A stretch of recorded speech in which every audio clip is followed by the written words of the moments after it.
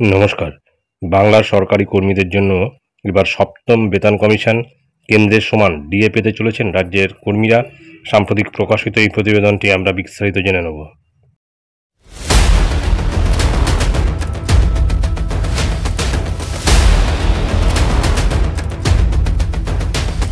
পশ্চিমবঙ্গ সরকারের আসন্ন বাজেটকে ঘিরে রাজ্য সরকারি কর্মচারীদের একাংশের মধ্যে আশার আলো জ্বলছে। কারণ অনেকেই মনে করছেন যে এবারের বাজেটে সপ্তম বেতন কমিশন ঘোষণা হতে পারে। তবে সেই সম্ভাবনা থাকলেও এই ঘোষণা আদৌ কার্যকর হবে কিনা তা নিয়ে প্রশ্ন উঠেছে। তৃতীয় মমতা বন্দ্যোপাধ্যায় সরকারের শেষ পূর্ণাঙ্গ বাজেটের আগে সরকারি কর্মচারীদের মধ্যে জল্পনা তুঙ্গে। তবে সরকারিভাবে এখনও কিছু ঘোষণা করা হয়নি। অনেকেই মনে করছেন সপ্তম বেতন কমিশন গঠিত হলেও তা কার্যকর করতে দীর্ঘ সময় লাগবে। যেমন হয়েছিল ষষ্ঠ বেতন কমিশনের ক্ষেত্রে।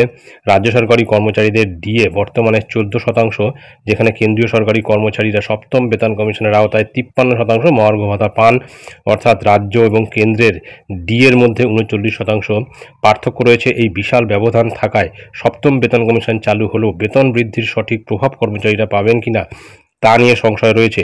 পশ্চিমবঙ্গে বর্তমানে ষষ্ঠ বেতন কমিশন কার্যকর রয়েছে। 2015 সালে মমতা বন্দ্যোপাধ্যায় এই কমিশন গঠনের ঘোষণা করেছিলেন, কিন্তু কমিশনের সুপারিশ কার্যকর হতে প্রায় 5 বছর লেগে গিয়েছিল এবং 2020 সালের 1 জানুয়ারি থেকে ষষ্ঠ বেতন কমিশন কার্যকর হয়। ফলে সপ্তম বেতন কমিশন ঘোষিত হলেও তা কবে বাস্তব রূপ নেবে সেই প্রশ্ন থেকেই যাচ্ছে।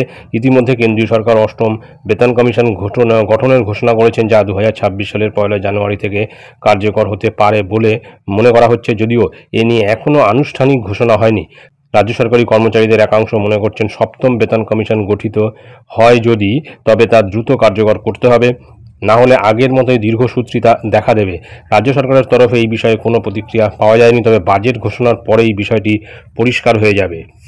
তো যা পরিষ্কার সে তো সবাই দেখতেই পাচ্ছে, সরকারি কর্মচারীরা যেটা পরিষ্কার দেখতে পাচ্ছে যে আদৌ সপ্তম কমিশন গঠন হবে কিনা, গঠন হলেও আদৌ তা কার্যকর হবে কিনা পরিষ্কার তারা দেখতে পাচ্ছে। এবং বাজেটে যে বিষয়টি ঘোষণা হবে, যদি বাজেটে ঘোষণা হয় তবে তা কার্যকরী করতে আরও 5 বছর লেগে যাবে। অর্থাৎ 2030 সালে হয়তো সেটা কার্যকর হলেও হতে পারে।